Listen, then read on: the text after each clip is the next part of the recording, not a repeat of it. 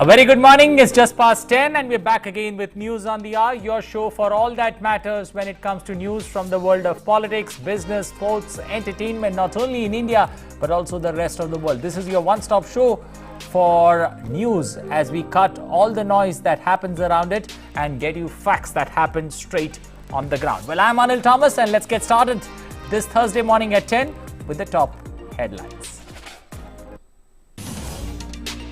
Prime Minister Narendra Modi takes second shot of COVID vaccine today morning, says vaccination is among the few ways we have to defeat the virus, urges all eligible for the vaccine to get the vaccination done.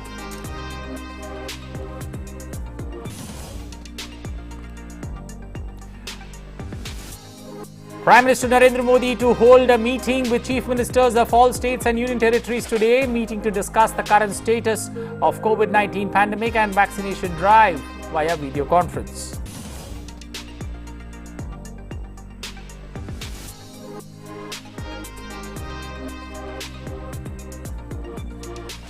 Centre gives go-ahead for COVID vaccinations at both public and private workplaces from 11th April.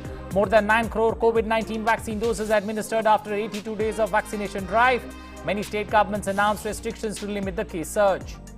Prime Minister Narendra Modi and President of Seychelles, Wavel Ramkalawan, to jointly inaugurate a range of Indian projects in Seychelles today. Inauguration of these key projects demonstrate importance India attaches to the Indian Ocean region and development of its island nations.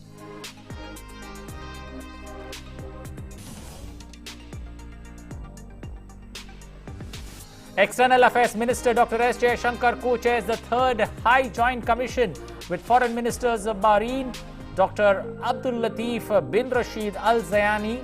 Both leaders agree to expand cooperations in key sectors including energy, infrastructure and defense. Iran and US agree on path back to nuclear deal. Iranian President Hassan Rouhani calls agreement a new chapter in the relations between two countries. US says it is prepared to lift sanctions imposed on Iran, inconsistent with the 2015 deal. Well, those were the top stories. Now for the stories in detail, starting first up with the Prime Minister having a packed schedule. But earlier in the morning, early morning, Prime Minister took his second dose of the COVID-19 vaccine at AIIMS today. In a tweet, Prime Minister Modi said that vaccination is among the few ways we have to defeat the virus. He also urged all eligible people to get vaccinated soon. Prime Minister took the first dose on the 1st of March.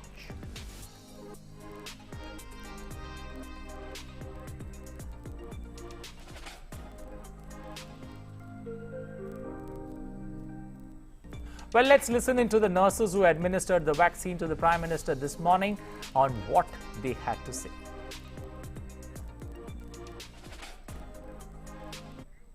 I have given second dose of Covaxin manufactured by Biotech to our beloved Prime Minister Shri Narendra Modi ji. आज सुबह ही हमें पता चला कि sir अपनी Covaxin की second dose के लिए एम्स आ रहे हैं और हमें उन्हें वैक्सीनेट करना है. हमने उनको वैक्सीन की सेकेंड डोज दी और हमें बहुत अच्छा लगा उनसे मिलके और फिर उनसे थोड़ी सी बातचीत भी हुई. उन्होंने पूछा कि हम कहाँ से हैं और फिर एक फ़ोटोग्राफ ली and it was really very memorable moment for me कि उनसे मिलने का मौका मिला और उन्हें वैक्सीनेट करने का मौका मिला इस पैंडेमिक सिचुएशन में. I was elated again. I got a second opportunity to meet sir. अच्छा लगा सर से फिर से बातचीत हुई. एक फ़ोटो भी लिए थे हमने. Well, in India's landmark achievement in its fight against COVID-19, more than 9 crore vaccine doses of COVID-19 being administered so far. A total of 9 crore 1,98,673 vaccines have been given to Indians so far. 29,79,292 doses administered on Wednesday, and many state governments have announced restrictions to limit the case surge. So India clearly crossing another landmark when it comes to vaccination. 9 crore vaccine doses being administered in India. When you look at purely in terms of vaccine numbers, 16 crore, that's what America has managed to achieve. In terms of vaccination, India, they are crossing that 9 crore mark. But keeping in consideration that United States began its vaccination drive much earlier, Then India began their vaccination drive on Jan 16th in 2021. Well, in India, as many as 25 crore 26 lakh 77,379 samples have been tested for COVID-19. According to the Department of Health Research, Ministry of Health and Family Welfare, on the 7th of April, that's 12 lakh 37,781 samples were tested in a single day. Looking at numbers, 25 crores is the overall test that have been conducted till the 7th of April. In a single day, 12 lakh 37,000 tests, over 12 lakh 37,000 tests being conducted in India. So it's not only testing, it's also vaccination that's picking up pace. It's also testing that's happening on a forward footing in India.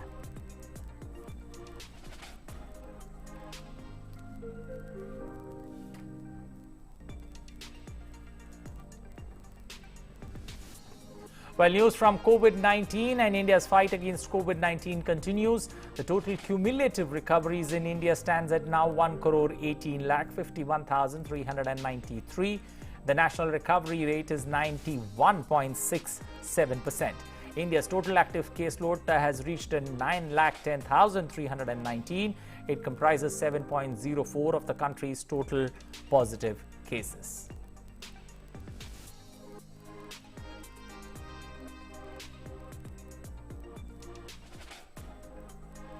Prime Minister Narendra Modi will hold a meeting with chief ministers of all the states and union territories today. The meeting is taking place to discuss the current status of COVID-19 pandemic and vaccination drive via video conference. Prime Minister will also address vaccine-related issues at the meeting and will discuss the latest surge in COVID cases.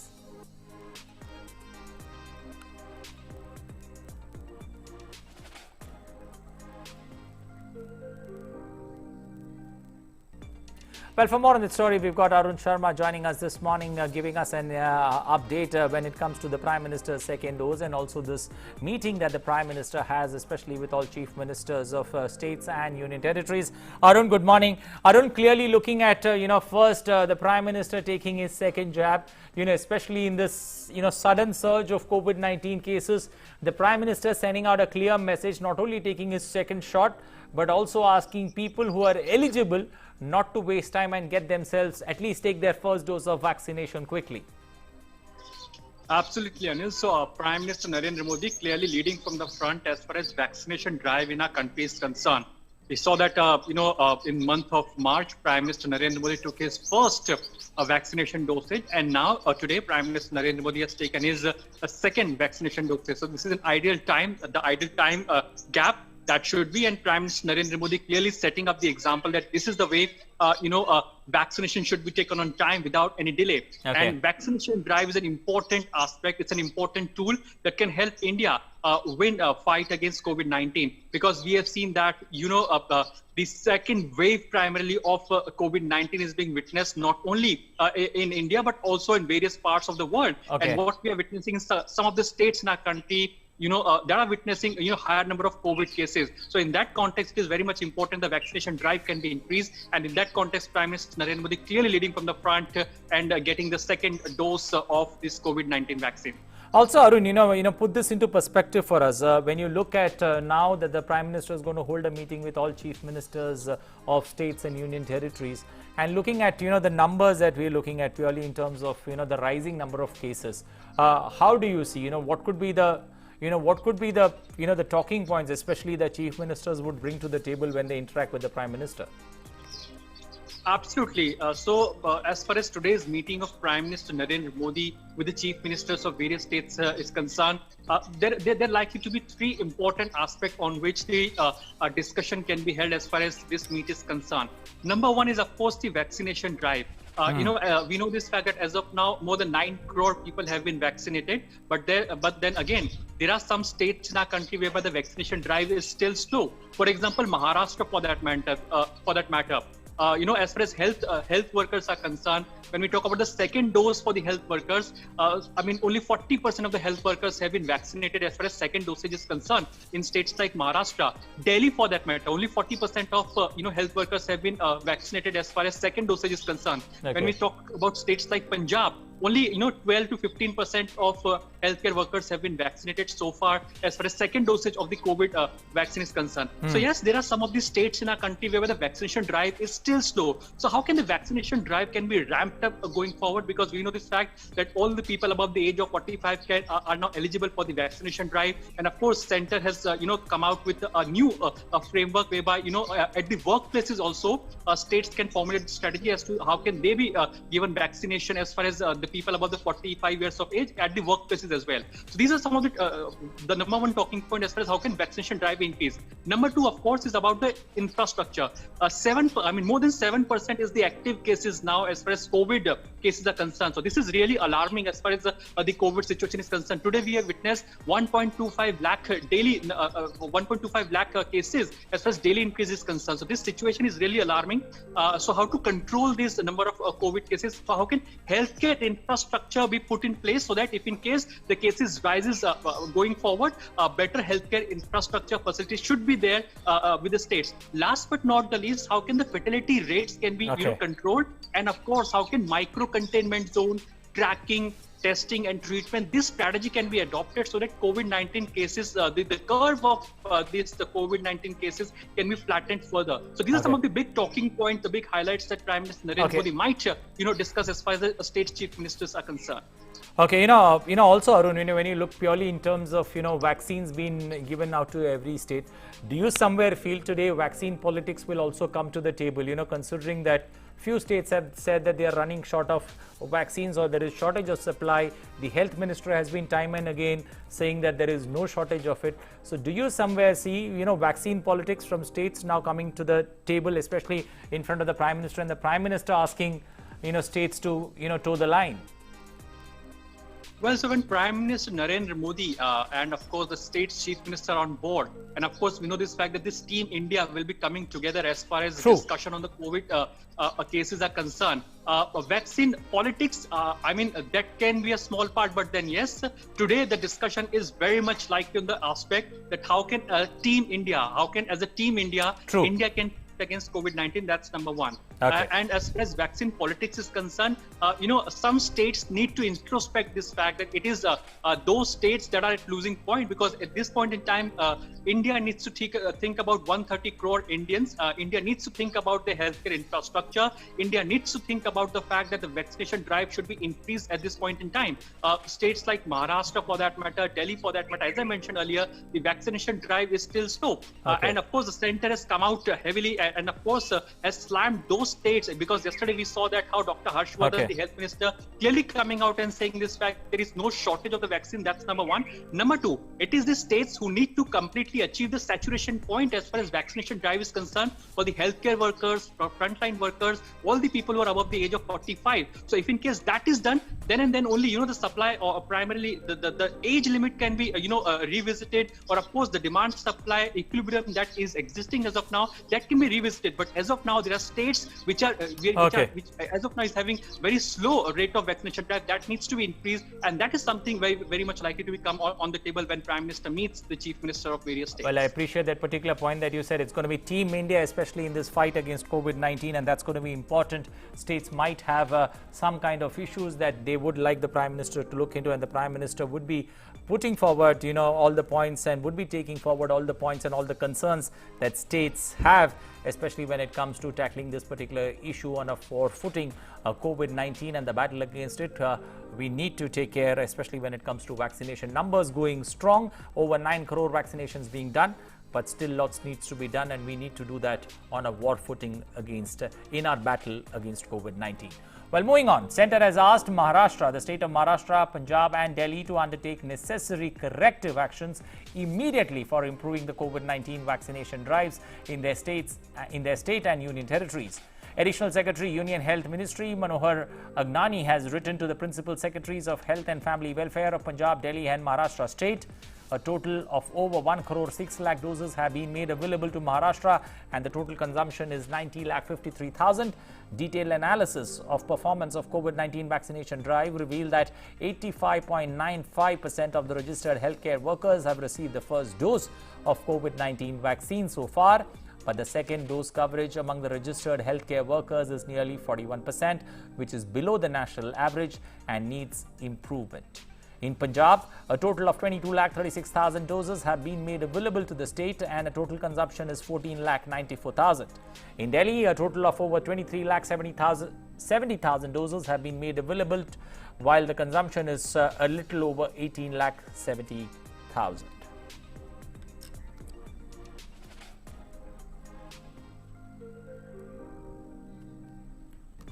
Well, to get us a perspective on what exactly is happening, heading straight into the epicenter of this particular COVID-19 pandemic in India, the state of Maharashtra, Shama Mishra, our correspondent, joining us from Mumbai to give us more updates. Shama, looking at the numbers there, especially from the state of Maharashtra, numbers don't seem encouraging.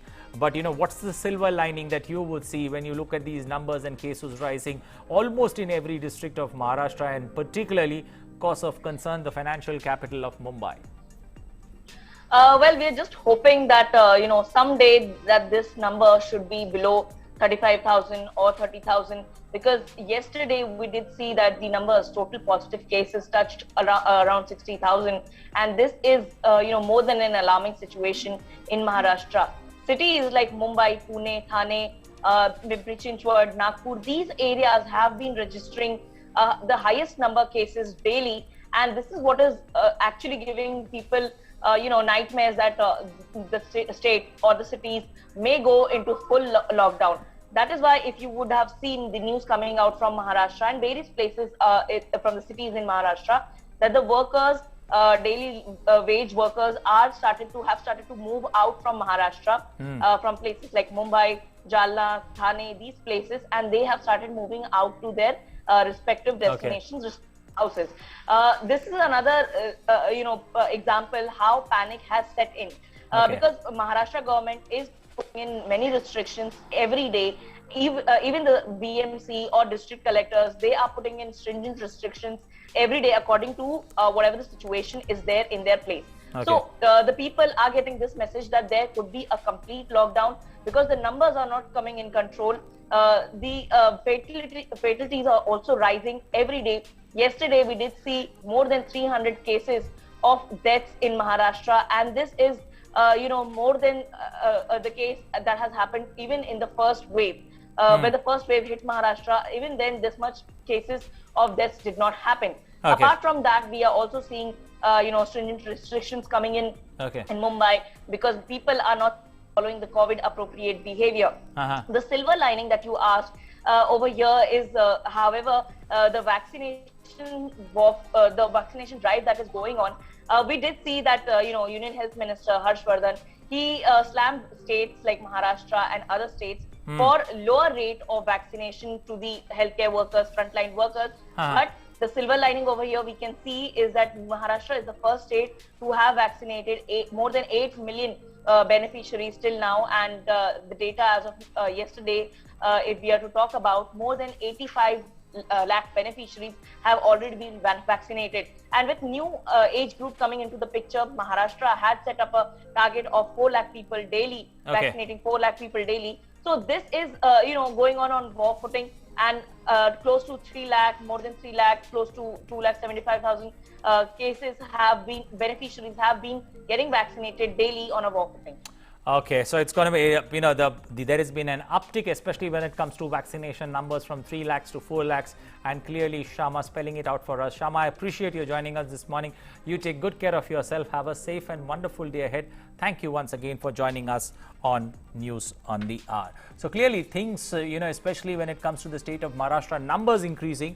But the positive thing that Shama put, very clearly there for us, the target set for vaccination daily was 3 lakhs. That's been uptick to 4 lakhs. So clearly the state there trying on a war footing to get, some grip over this particular pandemic, because Maharashtra is the epicenter, especially when it comes to number of cases that you read day in and day out, right from the time the pandemic began to the time that we are now in the second wave of this pandemic. Maharashtra seems to be the epicenter when it comes to cases, but the state government doing its best in support with the central government in fighting the pandemic. Well, moving from the western part of India to the southern part of India, heading down south to Karnataka, the state, where our correspondent Aisha Khanam joining us from Bengaluru this morning.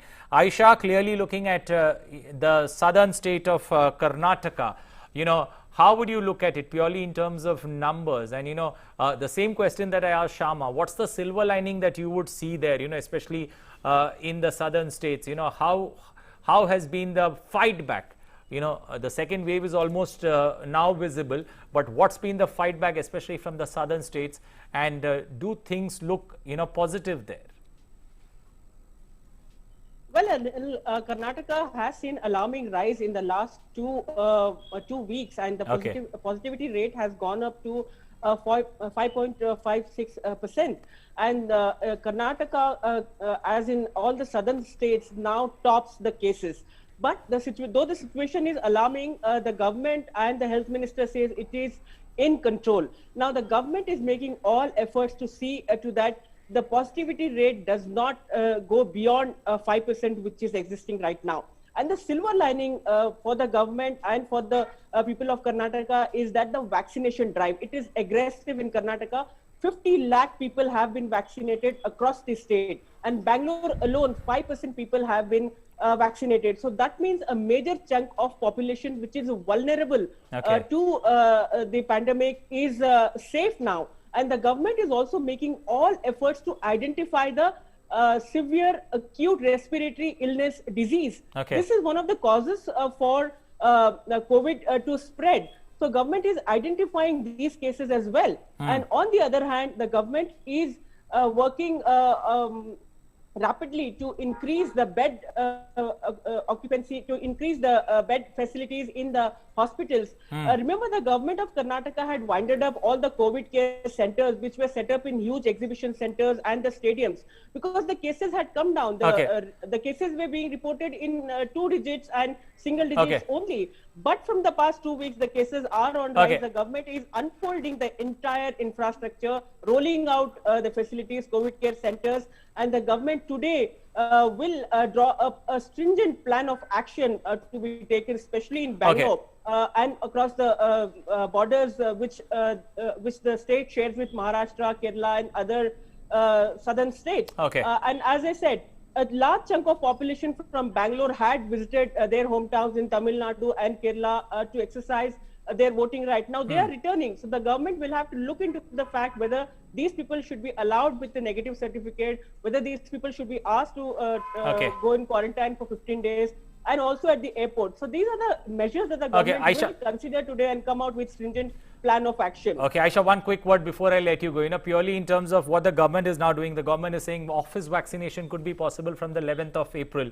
Is that a big positive step when you look at, especially the technology hub that Bangalore, Hyderabad, all these places are? Is that a big welcome move and a big welcome relief, especially for these big corporates that exist down south? Yes, absolutely. This is a big step in taking forward the vaccination drive aggressively. And since Bangalore has thousands of IT workers in the IT hub, this will really facilitate them to help get the vaccine easily. And also the fact that besides workplaces, the government is also contemplating on involving the Resident Welfare Association, so that in all the apartments the vaccines can be reached out, and the people themselves can come forward and register to get vaccination. So this is a huge drive and encouraging move by the government, and people have a welcome. In fact, people at workplaces were demanding that the vaccine should reach them, so that they don't have to spend time waiting at the hospitals or locating their nearest vaccination site. So this is a big move, and the government hopes that large number of people will turn up. Remember, in Karnataka, the senior citizens and the citizens aged over 102 years old have led this vaccination drive from the beginning. They are motivating others, and people looking at them are inspired. So the people in the age group of 45 plus are now coming forward, and there is a positivity among them, to get inoculated and be safe and keep their loved ones safe. Okay, so clearly, the state of Karnataka, also down south, a lot of steps being taken by the state government, especially in the fight against COVID-19, increasing especially inoculations, increasing the way testing is being done. Clearly, thank you and appreciate you joining us this morning on News on the Hour and giving us an updates there from the southern state of India. Well, moving further now, but staying with this COVID battle, The night curfew will be imposed in Lucknow from tonight between 9 p.m. and 6 a.m. Following a surge in cases, a night curfew will be imposed in Kanpur and Varanasi too. A curfew would come into force in Kanpur from 10 p.m. till 6 a.m. while in Varanasi it will be from 9 p.m. to 6 a.m. The night curfew would continue till 30th of April. In Lucknow, all government, non-government or privately managed schools, colleges and educational institutions and coaching institutions are closed except medical, nursing and paramedical institutions with immediate effect for the control of COVID-19 infection till April 15th.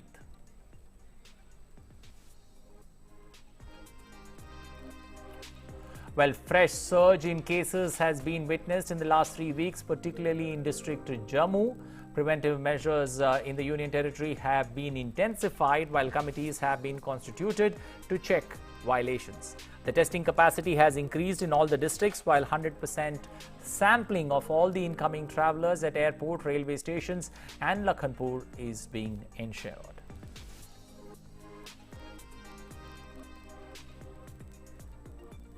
Well, a 32-member delegation from the National Defense College, Israel, today visited the National War Memorial in Delhi. They offered tributes to the martyrs at the National War Memorial.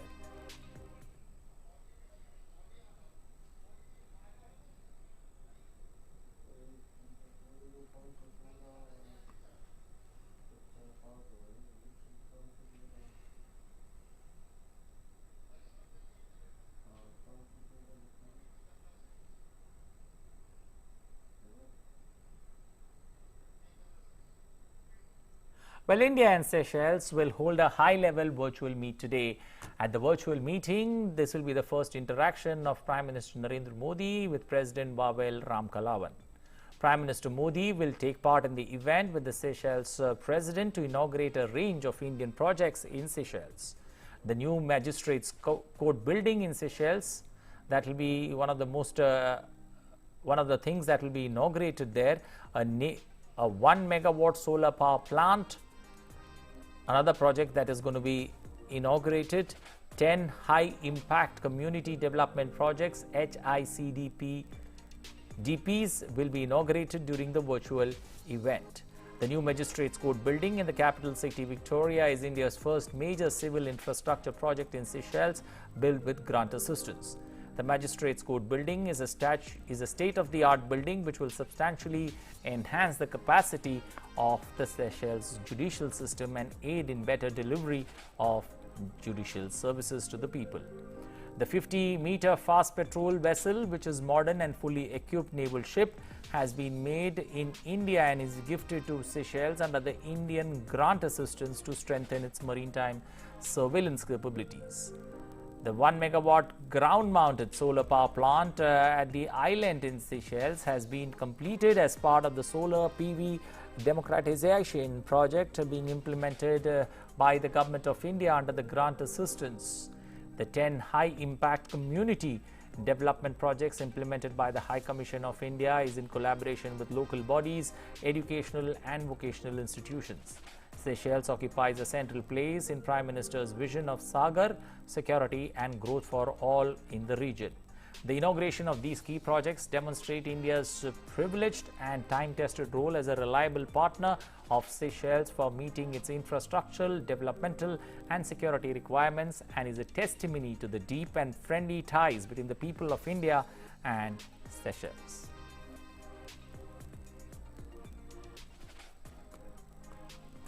Well, for more on this story, we've got Abhishek Jha, correspondent covering MEA, joining us this morning for us on News on the Hour. Abhishek, good morning. Abhishek, purely looking at the way things stand, how does this particular inauguration of a slew of projects that are going to take place, how do you see this particular virtual interaction between the Indian Prime Minister and the Seychelles President there, Ramkalawan, and also throw some light on the inauguration of these projects and the impact they would have, especially in building bridges between the two countries? Anil, talking about the importance of this virtual summit, this is the first time that Prime Minister will be interacting with the newly elected Mauritius Seychelles President Wawil Ram Kalawan, and he's Okay. of Indian origin. So obviously there is a connect of Indianness going back to that island nation. Although there have been regularly there have been interaction between India's high-level leaders of high-level. Recently, External Affairs Minister Jaishankar had also traveled to Seychelles Okay.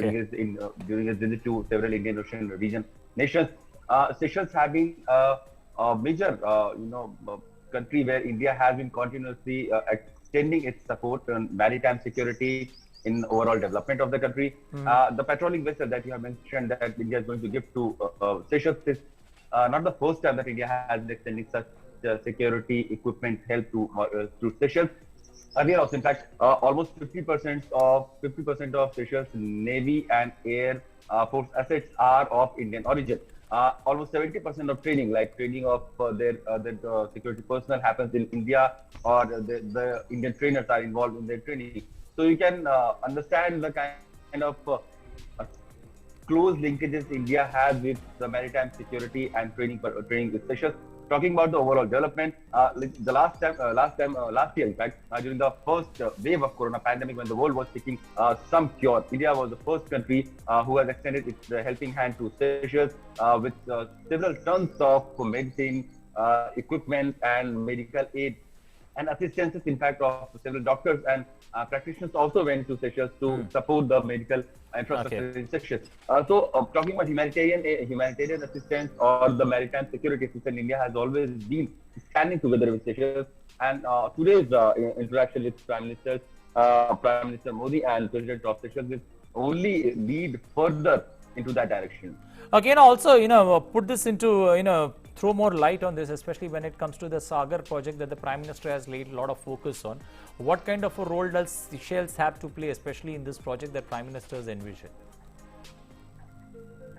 So, going by the Sagar project, Prime Minister has envisioned that all the region, all the countries, especially located in Indian Ocean region, they will be having support of India in terms of their overall development. That will also have an overall perspective of creating a transparent and universal security for all the nations. Seychelles as a country with a country of its size, or Mauritius, or there are other island countries in the Indian Ocean region, they don't have the capacity to secure themselves against the aggression of some major bigger power. So to create a feeling of an atmosphere of security for all, this is a project that Prime Minister has envisioned, where not only the growth and development of those countries and their people are also involved, but the overall security aspect of the Indian Ocean region is also very much intact. And there comes the Indian assistance with so many equipments and hardware to be it Mauritius and Seychelles, and the humanitarian aid also. In fact, up till Madagascar, India has been continuously extending itself. Recently, where Madagascar was hit by a severe flood, and India has sent tons of food material and other assistances to Madagascar. So these countries, though with their size, they are very small, but they are very significant if you talk about maritime security, and India is trying to do all it can in helping them in survive and thrive. Okay, we'll leave it there. Thank you and appreciate you joining us with those updates there, especially on the Prime Minister's virtual interaction with the Seychelles President there, Ram Kalawan. There, clearly the Prime Minister is going to have a series of inaugurations to make, and also putting that Sagar vision there to the test. The Prime Minister clearly will be talking out on many issues with the Seychelles President there. Well, time now for us to slip into a short breather here on News on the Hour. Lots more news from on the other side of the world to continue. Stay tuned with News on the World.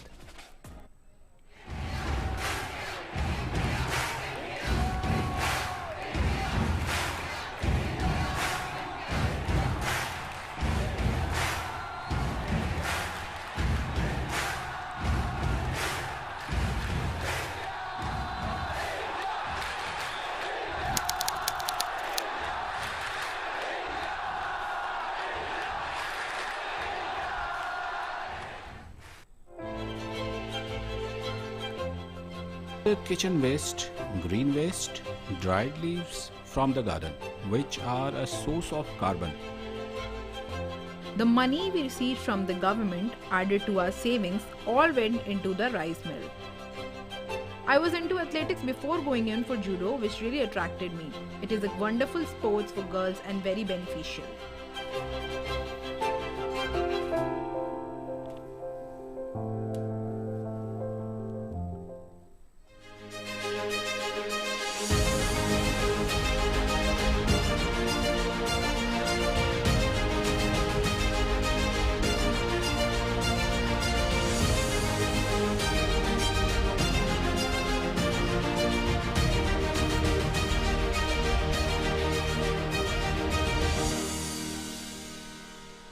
Welcome back once again on News on the Hour. Time now to move forward in this bulletin. First up with Prime Minister Narendra Modi chairing a meeting of the high-level committee to commemorate the 400th birth anniversary of Prakash Purab of Sri Guru Tegh Bahadur Ji today at 11 a.m. through video conferencing.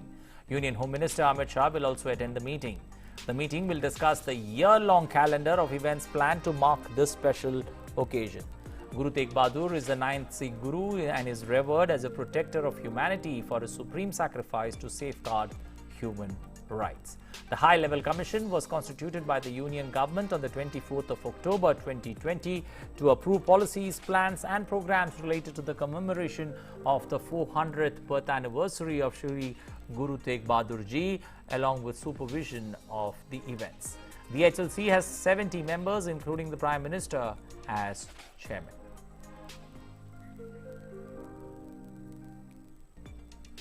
Well, External Affairs Minister Dr. S. Jaishankar co-chaired the third High Joint Commission with the Foreign Minister of Bahrain, Dr. Abdul Latif bin Rashid Al Zayani.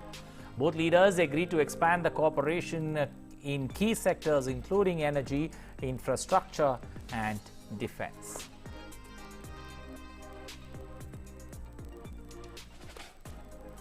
Well, the External Affairs Minister in a tweet mentioned, and I quote, "Pleased to welcome to co-chair the third High Joint Commission, agree to expand our cooperation in energy, infrastructure, health, defense and exchange assessments on the regional situation, reaffirmed our close and long-standing partnership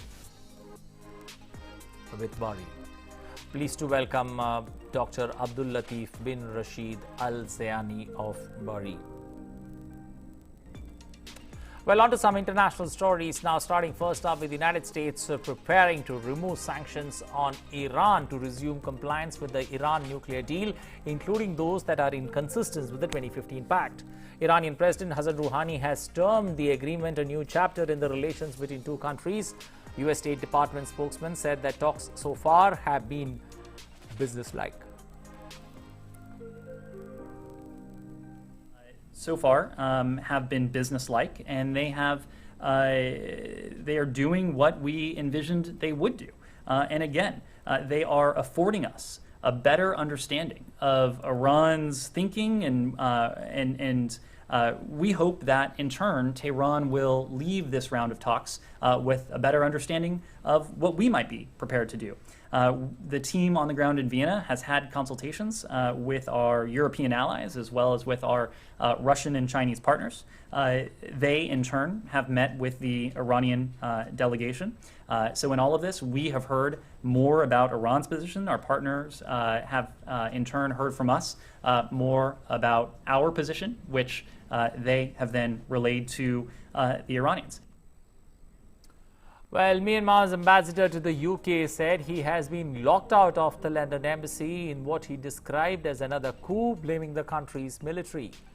Meanwhile, the British Foreign Office has no immediate comment on the incident, as the London ambassador Kwan Zwar Min had broken ranks with the ruling junta in recent weeks, calling for the release of detained civilian leader Aung San Suu Kyi, and was praised by the British Foreign Minister Dominic Raab. The military seized power in Myanmar in a coup in February and have cracked down on pro-democracy protesters. Britain has imposed sanctions on members of the Myanmar's military and some of the business interests in wake of the coup.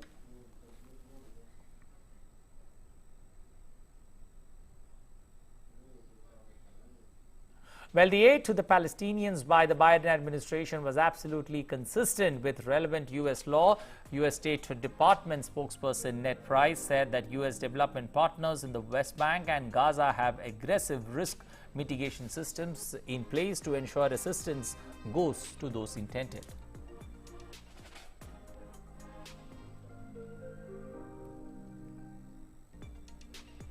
Israel's ambassador to the United States and the United Nations criticized the renewal of funding to the United Nations agencies supporting refugees. The ambassador said the renewal has fueled anti-Israel incitement and anti-Semitic activities in the facilities. The Biden administration has announced on Wednesday to provide $235 million in U.S. aid to the Palestinians. The package includes humanitarian, economic and development assistance, was detailed by the U.S. Secretary of State Anthony Blinken as part of an effort to repair American ties with the Palestinians that all but collapsed during the Trump's tenure. U.S. President Joe Biden has further sharpened his argument for the $2 trillion new spending proposal on Wednesday. Biden had faced stiff opposition from Republicans, companies, and even some of his own Democratic Party to key elements of the proposal.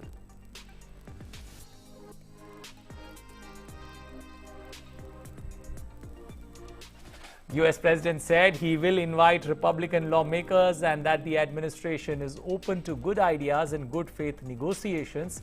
The Democratic president is planning a host of investments over 8 years in spending on roads and bridges, retrofitting homes, expanding broadband internet cable access, caring for the elderly, building up domestic manufacturing, and building high-speed rail. Jordan's King Abdullah met with European Commission President Ursula von der Leyen on Wednesday after releasing a statement saying sedition has been quashed after a rift with his half-brother and former heir, Prince Hamza.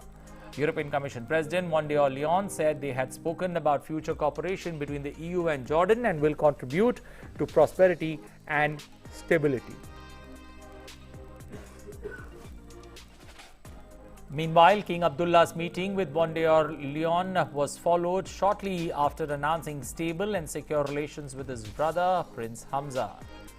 The prince has pledged allegiance to King Abdullah on Tuesday after mediation by the royal family.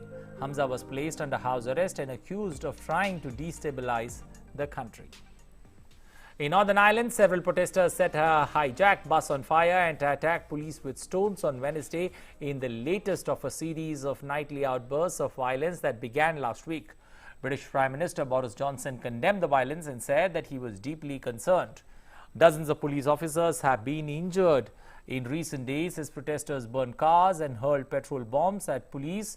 Meanwhile, the leaders of Northern Ireland's largest political parties have condemned the violence.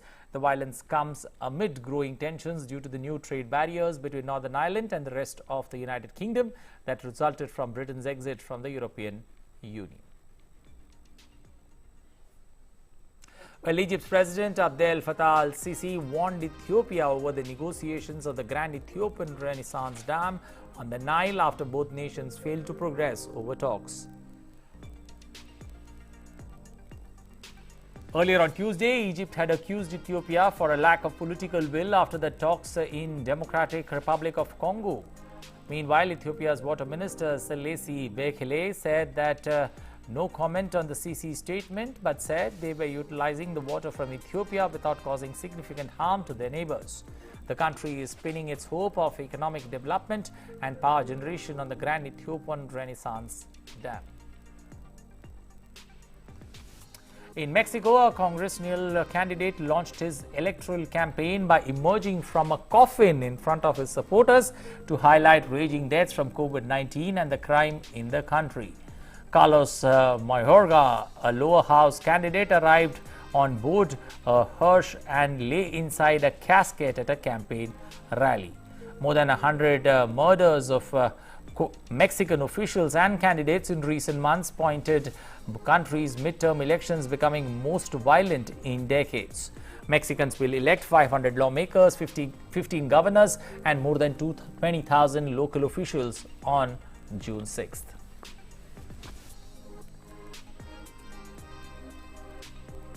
Well, a quick look at updates on COVID-19 from across the world. Over 13 crore 36 lakh people worldwide testing positive for COVID-19.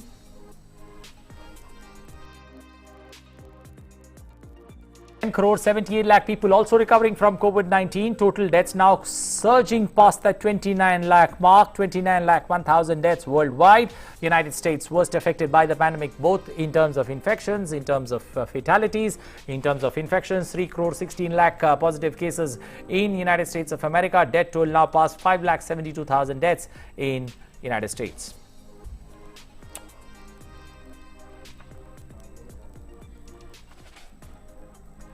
Pharmaceutical giant Moderna has said that the company should be able to provide a booster shot for protection against variants of COVID-19 by the end of this year. Booster shots of the company is testing to show a higher level of protection against variants of COVID-19. Meanwhile, Joe Biden has directed states to widen the vaccine eligibility to people 18 or older by April 19, 2 weeks earlier than the May 1st deadline he announced previously. No COVID-19 vaccine is authorized yet for children under 16, although testing is underway.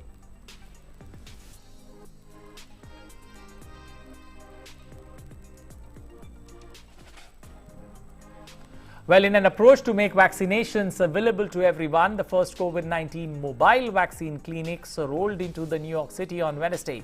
The vaccine buses will bring vaccinations to undeserved communities across the city, while the first buses were set up in the Sunset Park community in Brooklyn.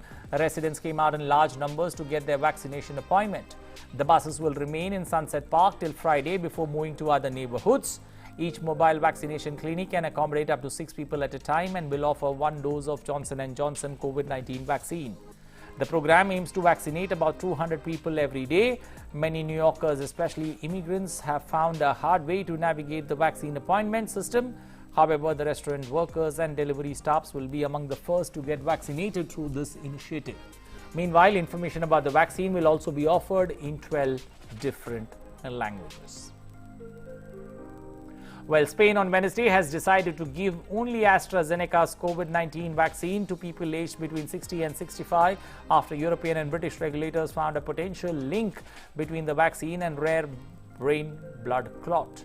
Spain Health Minister Carolina Darius said that at least 169 cases of cerebral venous sinus thrombosis have been reported among the 34 million doses of the shot administered in the European Economic Area so far. However, more than 12 cases were reported in Spain out of the over 1.7 million doses administered. Spain's health minister also announced new restrictions making masks mandatory at all times, even outdoors. While the daily caseload has been increased in Spain, the national infection rate as measured over the past 14 days rose to 168 cases per 1 lakh people. Health Minister also said that the increase for the moment is too slow but continuous and people need to remain careful with all precautionary measures in place to avoid COVID-19. In Brazil, the capacity of a field hospital in the country's biggest city, Sao Paulo, has been pushed to the limit as it faces a second deadly coronavirus wave. The temporary hospitals in Del Antiano Sports Gym is facing difficulties such as lack of resources and wards. Hospitals informed that there is lack of beds and medicines, while number of young patients are on a rise, giving to its total daily capacity of 50 patients per day. However, Sao Paulo will begin opening 600 new graves per day, while the city is also preparing plans for a vertical cemetery.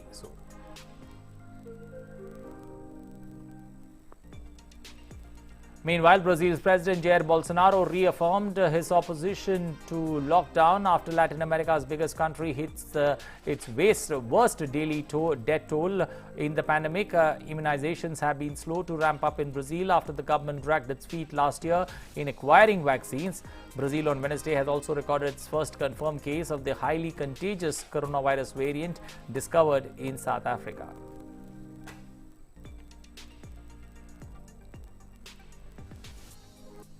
Well, the European Union's drug regulator on Wednesday said that the benefits of AstraZeneca's COVID-19 vaccine outweigh its risk, but that rare blood clotting events should be listed as a possible side effect.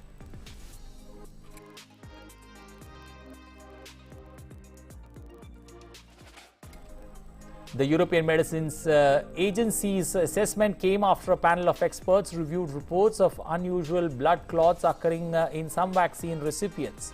Officials stressed these events are rare and said that while they appear to be more common in women under the age of 60, there is enough available evidence to confirm specific risk factors such as age, gender, or previous medical history. However, Sabine Strauss, who chairs the EMA's safety committee, said that the occurrence of blood clots mostly occurred among individuals below 60 years of age and in women. He also added that the possibility of the immune system's response to the virus. Strauss said her agency and AstraZeneca will conduct investigations on the matter soon. Well, Poland is all set to extend its COVID-19 restrictions until 18th of April as the country struggles to battle with the third wave of infections. Informing about the new restrictions, Poland Health Minister on Wednesday said that the new surge in COVID-19 cases may have aggravated during the Easter holidays. He said that the situation is dangerous with close to 80% of hospital beds and ventilators being in use while some regions are running out of ventilators.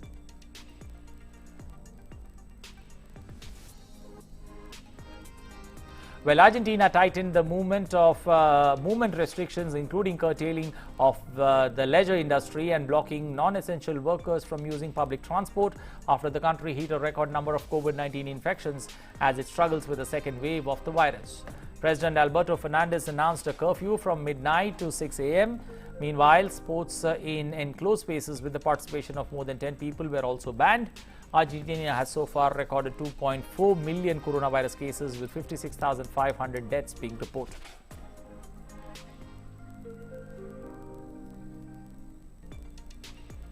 Well, moving to sports news now. First up, UEFA Champions League and English club Chelsea bounced back from a testing few days to earn a commanding first leg quarter-final away win over FC Porto.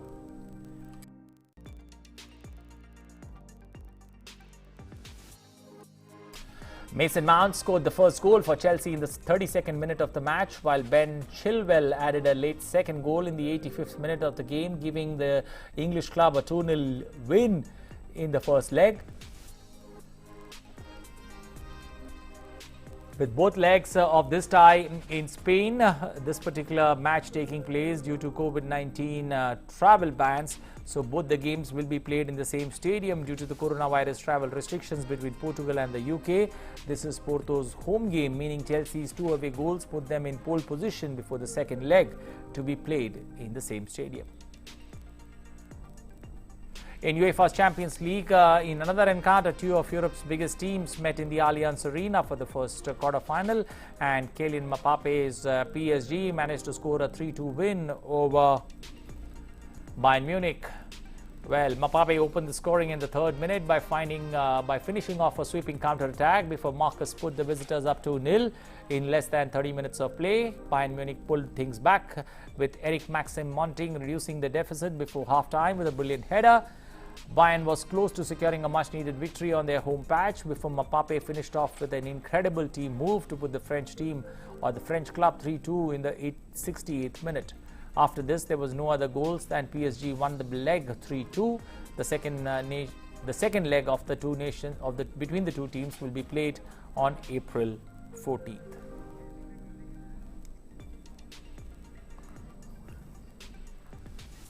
Well, music has always been, with a social connection, as it is not only with music itself, but also with the audiences. But with travel restrictions in place due to the pandemic, the prestigious Leeds International Piano Competition is being organized in a virtual manner this year. In a hall at the London's Royal Academy of Music, pianist Yufang Yang performed pieces of Frédéric Chopin, Franz Liszt, and Joseph Haydn with just a camera operator as his audience.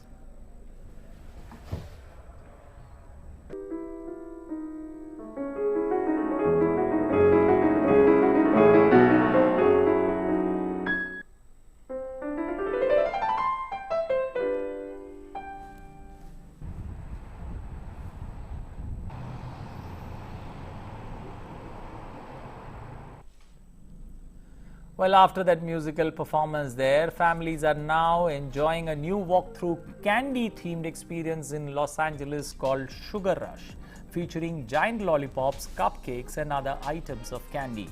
The decor also features luminous unicorns, giraffes and kangaroos, as well as mirrored corridors and even a polka-dotted plane. Sugar Rush is expected to run until May 2nd.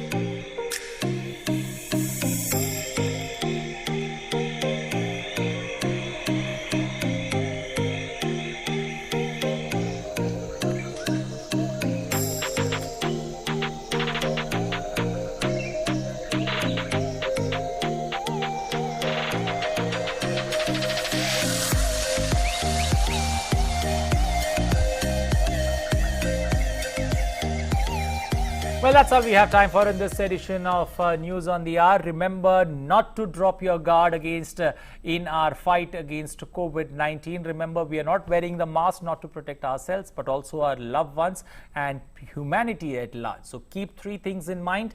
Always remember SMS. First, you got to maintain social distancing. M stands for wearing a mask at all times. And the third S stands for sanitizing yourself as and when possible. If possible, wash your hands. Otherwise, use a hand sanitizer to keep yourself clean, because this is the most important fight.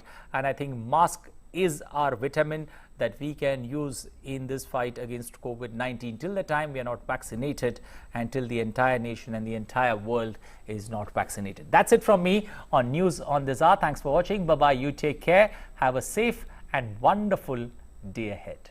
Bye-bye.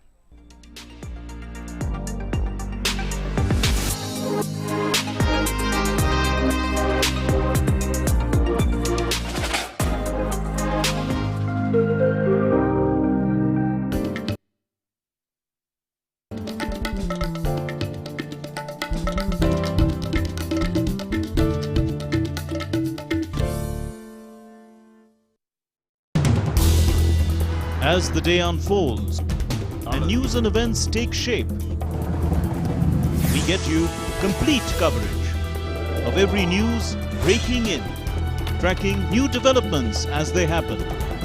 Midday Prime English, Monday to Friday, 2 p.m. on